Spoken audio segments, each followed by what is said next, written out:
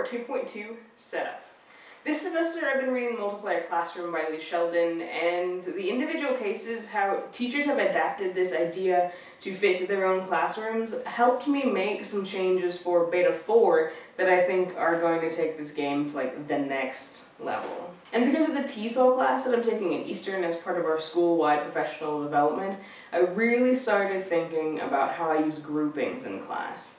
And most of the groups are self-selected, which isn't bad. Students like to work with the people they'd like to work with, but at the same time that means they miss out on opinions, knowledge, etc.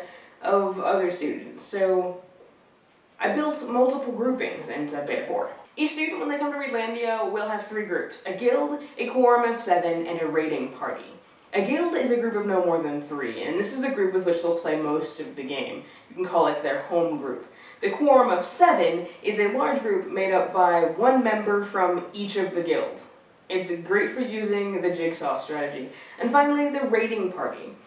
Because my class is Read 180 and they're required to use the computer program, I need to be able to split my class in 2. So voila, raiding party. Really, much of playing the game is changing the vocabulary of the class, at least in the beginning. So we have quests with objectives, raids, and boss battles, to borrow from more than one type of game. The completion of these translates into experience points, which next semester, much like the way Sheldon set his up, correspond to their grades.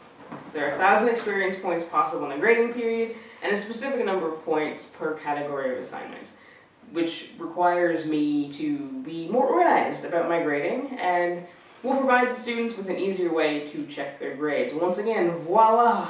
The thing I really like about the quests and raids, though, is that students will have choice. So say we're learning about the different ways readers activate their prior knowledge. Readlanders, to practice with their prior knowledge, may have 6 different activities or quests to choose from. But they only have to complete 2 to earn the required number of points. Or let's say that their grades weren't so high. They can complete a 3rd, thereby gaining more practice with a concept that they don't fully grasp, and earn said necessary points. And I'll actually talk about this a little bit more in the next video. These quests and raids can be completed in a variety of group configurations or individually. Can you tell that I'm a social constructivist? So, like 2 paragraphs ago I mentioned grades. In Beta 4 of Readlandia, we're going back to leveling up. I eliminated it for Beta 3 because I was having such a hard time keeping track of all of my students. But if they keep track, there's ownership. And if the levels correspond to grades, and I have roughly sketched out 12 levels where Readlanders level up through the first few levels faster than they do the last few levels, but with 1,000 points, the grade breakdown is the same as the standard 100-point scale, just with 1 more 0. So, what's the point? Well, my motivation has to do with engaging and building confidence of my EL students as learners much of the time, and guiding all of my students to the place where they're metacognitive about their reading so they can become better readers. For them, it seems this semester that part of the motivation for participation in the game comes from the biggest hoard a dragon has ever guarded. Well, at least this semester.